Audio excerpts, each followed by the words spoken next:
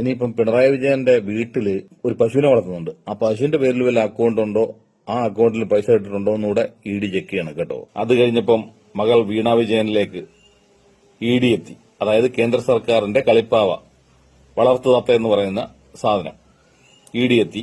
വീണ വിജയന്റെ ബാങ്ക് അക്കൗണ്ടുകൾ മൊത്തവും പരിശോധിച്ചു. അത് കഴിഞ്ഞിട്ടൊന്നും കിട്ടാതായപ്പം ചോദ്യം ചെയ്തു. അതിലും ഒന്നും കിട്ടാതായി. അത് കഴിഞ്ഞപ്പോൾ പറഞ്ഞ് ബാങ്ക് ലോക്കർ ചെക്ക് ചെയ്യണമെന്ന് പറഞ്ഞ് അതിലും ഒരു കോപ്പും കിട്ടിയില്ല. നാണമുണ്ടോ? ഇ ഡി ആണെങ്കിലും കൊള്ളാം, ബി ഡി ആണെങ്കിലും കൊള്ളാം, എല്ലാം കൊള്ളാം. പിണറായി വിജയനെയും കുടുംബത്തെയും അറസ്റ്റ് ചെയ്യാൻ വേണ്ടി, അല്ലെങ്കിൽ കമ്മ്യൂണിസ്റ്റ് പാർട്ടി ഇല്ലാതാക്കാൻ വേണ്ടി ബി.ജെ.പി. കോൺഗ്രസിന്റെ ഒരു കളി നടക്കുന്നുണ്ടെങ്കിൽ അത് വെറുതെയാണ്. സഖാവ് പിണറായി വിജയനെ രാഷ്ട്രീയപരമായിട്ട് ഇല്ലാതാക്കാൻ വേണ്ടി ഇവിടുത്തെ കോൺഗ്രസ്, ബി.ജെ.പി.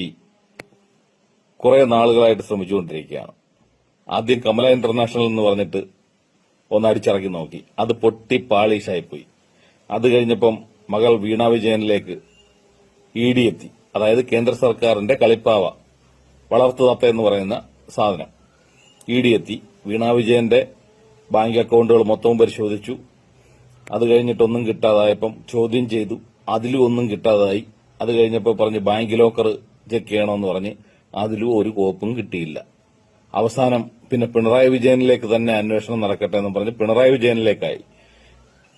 അതും ചീറ്റിപ്പോന്ന് കണ്ടു കഴിഞ്ഞപ്പം ഇപ്പം മരുമകൻ റിയാസിലേക്കായി. നാണമുണ്ടോ? ഇ ഡി ആണെങ്കിലും കൊള്ളാം, ബി ഡി ആണെങ്കിലും കൊള്ളാം, എല്ലാം കൊള്ളാം. ഡൽഹി മുഖ്യമന്ത്രിയായിരുന്ന അരവിന്ദ് കെജ്രിവാളിനെ പിടിച്ചകത്തിട്ടപ്പം ആരും അനങ്ങിയില്ല.